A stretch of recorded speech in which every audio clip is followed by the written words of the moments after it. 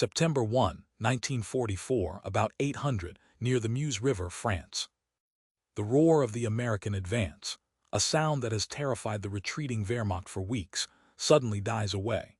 It is replaced by an eerie, pastoral silence. Along the banks of the Meuse, the spearhead of the U.S. Third Army does not stop because of enemy fire, or a blown bridge, or a tactical counterattack. It stops because the fuel gauges on the Sherman tanks and the M10 tank destroyers have hit empty. Lieutenant General George S. Patton, a commander who measures success in miles devoured per hour, finds his massive armored force paralyzed. The most mobile army in history has become a parking lot of steel. The men climb out of their hatches, looking east toward the German border, knowing the enemy is in disarray, knowing the road is open. But they cannot move. The physics of modern warfare have finally caught up with the Allied breakout. For weeks, the Allied armies have been sprinting across France, outrunning their own logistics tail. The breakout from Normandy was so explosive, so much faster than the pre-invasion planners anticipated, that the supply lines have stretched until they snapped. To keep an armored division moving in offensive operations requires roughly 750 tons of supplies every single day. Patton's Third Army alone, with its voracious appetite for speed, requires 400,000 gallons of gasoline daily to maintain the offensive. By August 30, just 2 days prior, the reality of the supply crisis had become a mathematical impossibility. Patton's quartermasters were receiving only 32,000 gallons a day, less than 10% of what was required. The result is this morning on the Meuse. The most powerful striking force in the European theater is grounded, waiting for fuel that is hundreds of miles away, sitting on the beaches of Normandy. The Allied High Command saw this coming. In a desperate attempt to bridge the widening gap between the supply depots in Normandy and the racing front lines, they improvised one of the most massive logistical undertakings of the war. 6 days earlier, on August 25, a frantic 36-hour meeting produced a solution: the Red Ball Express. It is a dedicated one-way loop system running from Saint-Lô to Chartres and eventually extending as the front moves. The concept is simple: clear the roads of all civilian and non-essential military traffic and flood them with trucks. The workhorse of this operation is the GMC CCKW 2.5-ton 6x6 truck. The GIs call it the deuce and a half. General Motors has churned out over 500,000 of these vehicles, and now thousands of them are being pushed to their absolute mechanical limits. The governors, devices installed to cap the speed at a safe limit, are stripped from the carburetors. Drivers are told to ignore the red line. The trucks, designed for 45 miles per hour, are pushed harder, vibrating violently as they tear down French country roads. The men behind the wheel are the unsung heroes of this desperate gamble. Approximately 75% of the Red Ball Express drivers are African-American soldiers of the U.S. Army Transportation Corps. In a segregated military, they have been relegated to support roles, yet the entire momentum of the war now rests in their hands. They drive in convoys that stretch for miles, battling fatigue that is as dangerous as any sniper. They drive around the clock, hot-swapping drivers without stopping the engines. They drive at night with cat-eye blackout lights, barely illuminating the bumper of the truck in front, navigating cratered roads through rain and mud. At its peak, the Red Ball Express operates 5,958 vehicles. It is a rolling conveyor belt of steel and rubber, delivering approximately 12,500 tons of supplies every day. But it is a system eating itself alive. The tyranny of distance means that to deliver fuel to the front, the delivery trucks must consume fuel themselves. The Red Ball Express burns through 300,000 gallons of gasoline a day just to keep the convoys moving. It is a logistical band-aid, bleeding resources to save time. It buys the Allies weeks, but it cannot sustain the advance indefinitely. While Patton fumes by the Meuse and the Red Ball drivers fight exhaustion on the roads to Chartres, a potential permanent solution appears in the British sector.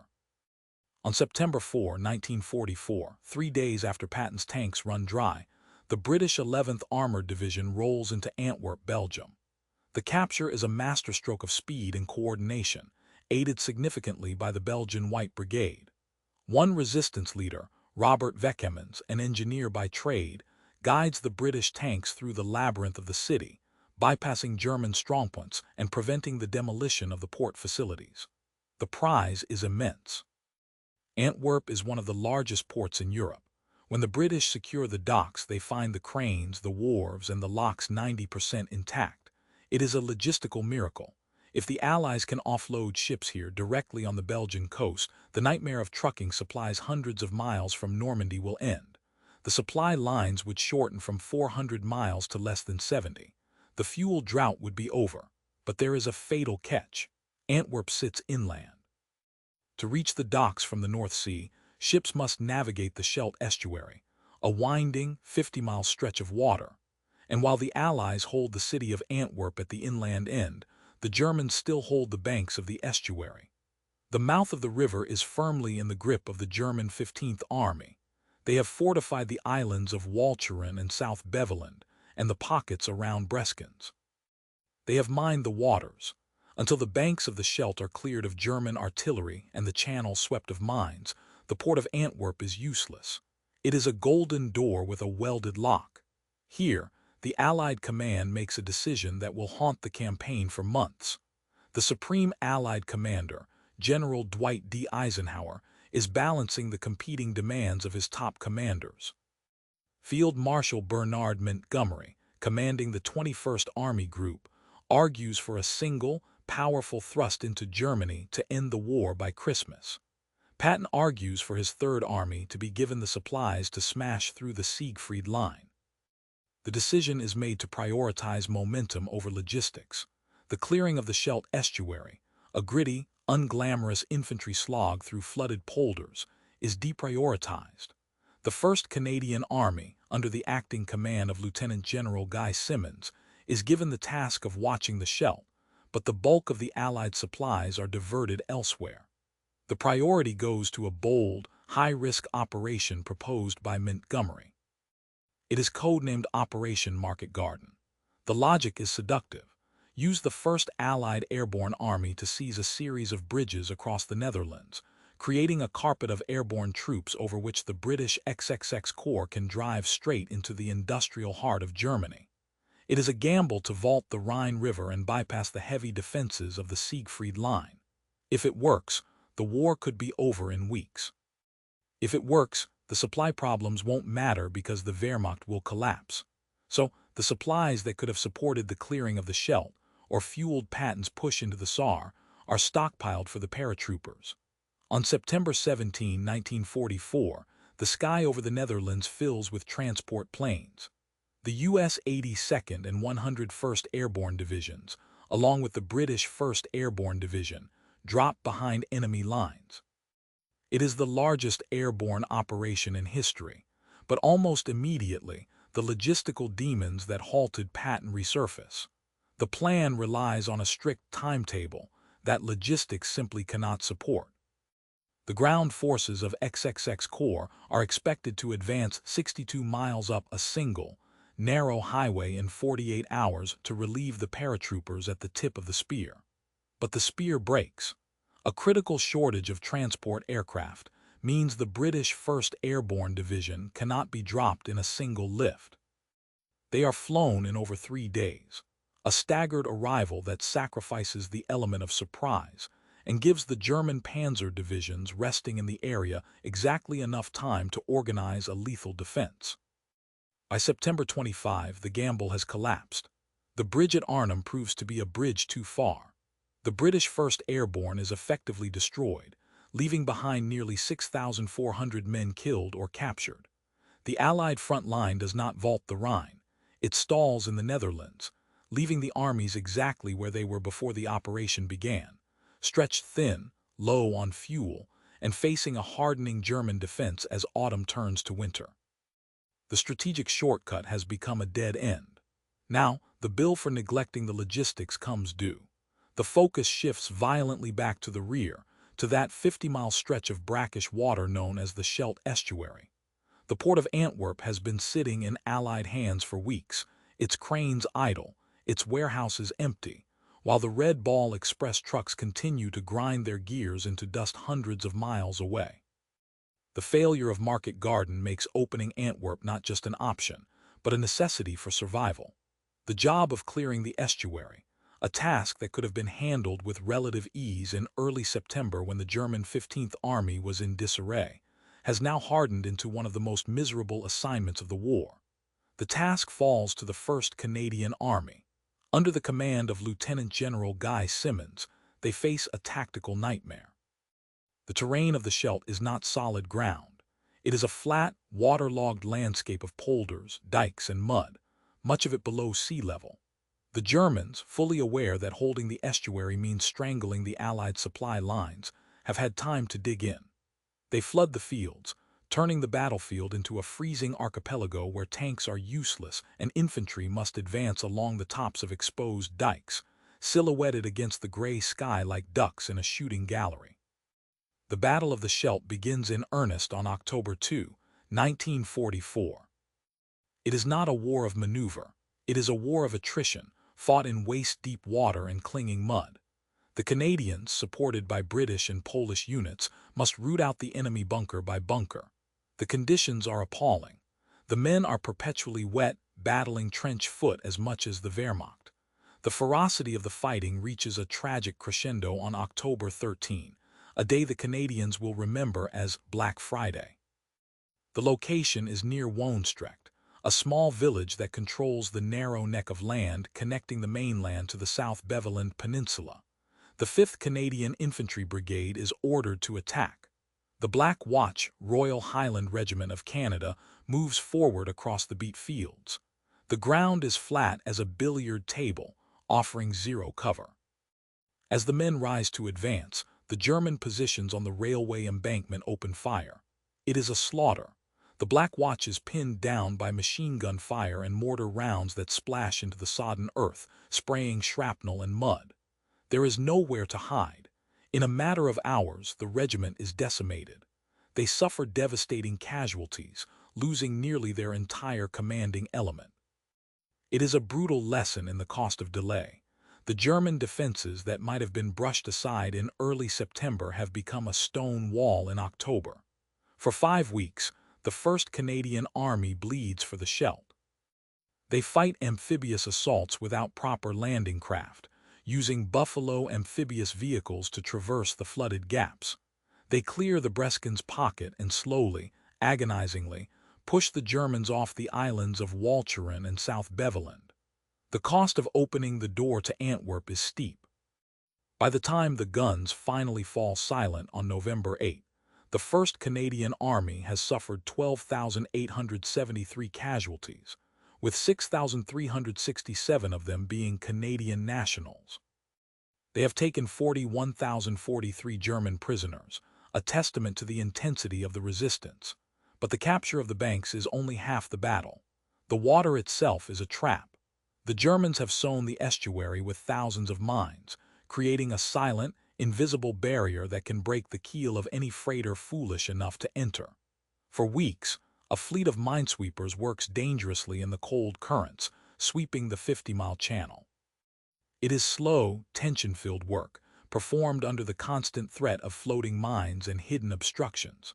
While the minesweepers work, the Red Ball Express finally runs out of road. On November 16, 1944, the famous trucking operation is officially shut down. It has done its job, delivering over 412,000 tons of supplies and keeping the armies alive for 83 days. But the cost has been exorbitant. The trucks are wrecked, the tires are bald, and the drivers are physically shattered. The system was an emergency tourniquet, not a cure. The Allied armies are now massive, sprawling beasts that consume supplies at a rate no truck convoy can match. They need the sea. Finally, on November 28, 1944, 85 days after the British 11th Armored Division first captured the Antwerp docks, the cure arrives. The morning is gray and cold as a ship's prow cuts through the murky waters of the Scheldt.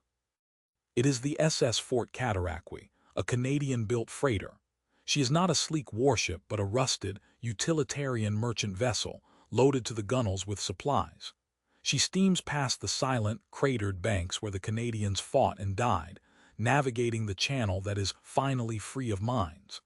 As the Fort Cataraqui approaches the Antwerp locks, the significance of the moment is palpable.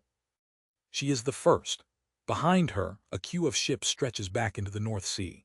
When she docks, the cranes that have stood idle since September swing into action. The Golden Door is finally unlocked.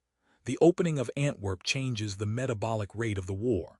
Supplies begin to flow not in tons, but in thousands of tons. The fuel drought that stranded Patton on the Meuse and forced the gamble at Arnhem is over.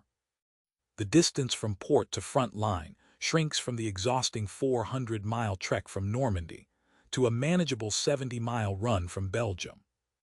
The Allies can finally build the massive stockpiles of ammunition and gasoline needed for the final assault into Germany. However, the delay has consequences that will ripple into the winter. The 3-month paralysis, caused by the failure to secure a port, has given the Third Reich a reprieve. While the Allies were trucking gas across France and fighting in the Dutch mud, the Germans were rebuilding. They were refitting their panzer divisions and moving them quietly into the Ardennes forest, preparing for one last, desperate gamble of their own. The supply crisis of the autumn has set the stage for the Battle of the Bulge. The story of the Allied advance in 1944 is often told through arrows on a map, sweeping swiftly east. But the reality was defined by the friction of logistics, the gallons of gasoline that weren't there, the trucks that broke down, and the port that opened too late. It was a victory bought not just with firepower, but with the endurance of truck drivers and the sacrifice of infantrymen in the flooded fields of the Scheldt, who cleared the way so the armies could breathe again. With the arrival of the Fort Cataraqui, the immediate asphyxiation of the Allied armies is relieved, but the scar tissue from the autumn crisis remains. The opening of Antwerp is not just a logistical triumph, it is the closing chapter of a gamble that failed. As the cranes lift the first crates of ammunition from the hold of the Canadian freighter, the Allied command must reckon with the calendar. It is late November.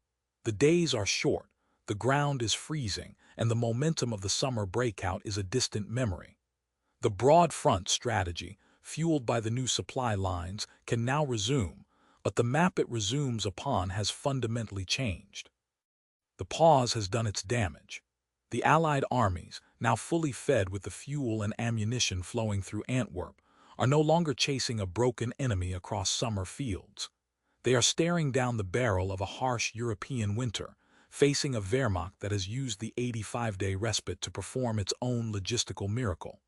The opening of Antwerp is the turning point where the supply crisis officially ends and the winter war begins. To understand the magnitude of this shift, one must look at the mathematics of the offensive. An Allied division in 1944, fully engaged in offensive operations, consumes approximately 750 tons of supplies every single day. With 28 divisions now in the field, the daily appetite of the Allied Expeditionary Force is a staggering 21,000 tons. The Red Ball Express, for all its heroic efforts, could only manage about 12,500 tons a day at its absolute peak. It was a monumental feat of human endurance, but mathematically, it was never enough to feed 28 hungry divisions on the attack. The math of war is cruel. The Red Ball was a lifeline, but Antwerp is an artery. To understand why the opening of the Scheldt was the decisive logistical event of late 1944, one must look at the machinery that kept the Allies on life support during the interim. The Red Ball Express was not just a convoy, it was a desperate improvisation that became a legend of the Transportation Corps. At the center of this mechanical storm was the GMC CCKW 2.5-ton 6x6 truck. General Motors produced 562,750 of these workhorses during the war, and for 3 months in France, they were the most valuable asset the Allies possessed. Nicknamed the Deuce and a Half, these trucks were rated for a maximum speed of 45 miles per hour, a limit that was routinely ignored by drivers under strict orders to keep the freight moving at all costs. The governors were often removed from the engines, and the trucks were overloaded, their suspensions groaning under double the rated tonnage. The men behind the wheel, 75% of whom were African American soldiers, lived a life of relentless vibration and sleeplessness. They were segregated by the Army's social policies, but integrated by the mud and the mission. Colonel Loren A. Ayers, the man charged with organizing this chaotic ballet, was known for patrolling the route himself, barking orders and keeping the columns moving. He knew that every minute a truck sat idling was a minute the infantry at the front went without. The drivers faced more than just fatigue. They faced the deterioration of their own equipment. By late October, the roads of France were littered with the carcasses of trucks that had been driven into the ground. Tires shredded, axles snapped, and engines seized. The Red Ball Express had delivered a total of 412,193 tons of supplies by the time it was dissolved, but it had done so by consuming the very logistical capital it was trying to build. When the operation officially ceases on November 16, 1944, it is not with a bang, but with a sigh of relief from the logisticians. The cost of the land bridge from Normandy had become unsustainable. The convoys were burning nearly as much fuel as they delivered. The arrival of the SS Fort Cataraqui in Antwerp 12 days later ends this period of inefficiency. The first crane load that swings onto the Belgian dock represents a return to industrial sanity. A single Liberty ship can carry what it took hundreds of trucks days to transport. The port of Antwerp, with its massive capacity, allows the Allies to finally stop living hand-to-mouth. But the history of the Autumn Campaign is written in the gap between the closing of the Red Ball and the opening of the Scheldt. That gap, the weeks of rationing, of stalled tanks, and of ammunition shortages, was the time bought by the German High Command. While the Allies struggled to move gas cans from the beaches to the border, the Wehrmacht performed a miracle of its own. In September, the German army in the West was a broken force, fleeing in disarray. By November, as the first Allied ships docked in Antwerp, that same enemy had coalesced into a hard, defensive shell. They had manned the Siegfried Line. They had reorganized their shattered panzer divisions. The pause forced by the supply crisis allowed the Germans to stabilize the front, turning a rout into a stalemate. The Allied soldiers who now step off to renew the offensive are not facing the demoralized stragglers of the summer. They are facing a reconstituted enemy fighting on their own border. The tragedy of the delay is perhaps best understood by the men of the 1st Canadian Army who paid the butcher's bill to open the port. The 12,873 casualties suffered in the Battle of the Scheldt were the direct result of the strategic choice to bypass the estuary in September. Had the 11th Armored Division been ordered to clear the banks immediately upon capturing Antwerp, when the German defenses were disorganized, the cost would have been a fraction of what it became in October. The delay allowed the German 15th Army to dig in, flood the polders, and turn the approach to the port into a killing zone. The Black Friday, endured by the Black Watch on October 13, was not just a bad day of combat. It was the price of a logistical gamble that failed. The supplies that went to Market Garden, supplies that might have supported a clearing operation in the Scheldt, resulted in a defeat at Arnhem and a delayed victory at Antwerp. The strategic ledger of 1944 shows that logistics dictates strategy, and when logistics are ignored, the infantry pays the interest on the debt. Now, as December approaches, the strategic picture shifts again. General Eisenhower, operating from Supreme Headquarters Allied Expeditionary Force, SHAEF, can finally implement the broad front strategy he has favored all along. With Antwerp open, he no longer has to choose between Patton in the south and Montgomery in the north. He can supply both. The pipelines are full. The ammunition dumps are growing. The Allies prepare to grind their way into the Rhineland, but the season has turned. The rapid, slashing armored advances of August are impossible in the mud and snow of December. The terrain has become an enemy equal to the Germans. The winter war will be a slog of artillery duels and forest fighting. And unknown to Allied intelligence, the Germans have used the autumn respite to stockpile their own fuel and ammunition. They have stripped units from the Eastern Front and gathered their remaining armor in the dense forests of the Ardennes, a quiet sector where exhausted American divisions are sent to rest. The supply crisis that began with Patton running dry on the Meuse has been solved, but the solution came too late to end the war in 1944. The Great Halt gave the Third Reich a second wind. As the dockworkers in Antwerp work around the clock to unload the Fort Cataraqui and the ships that follow, the clouds over the Ardennes thicken, grounding the Allied Air Force and setting the stage for the largest American battle of the war. The friction of logistics has not just delayed the victory, it has shaped the terrifying contours of the coming winter. The war is not over.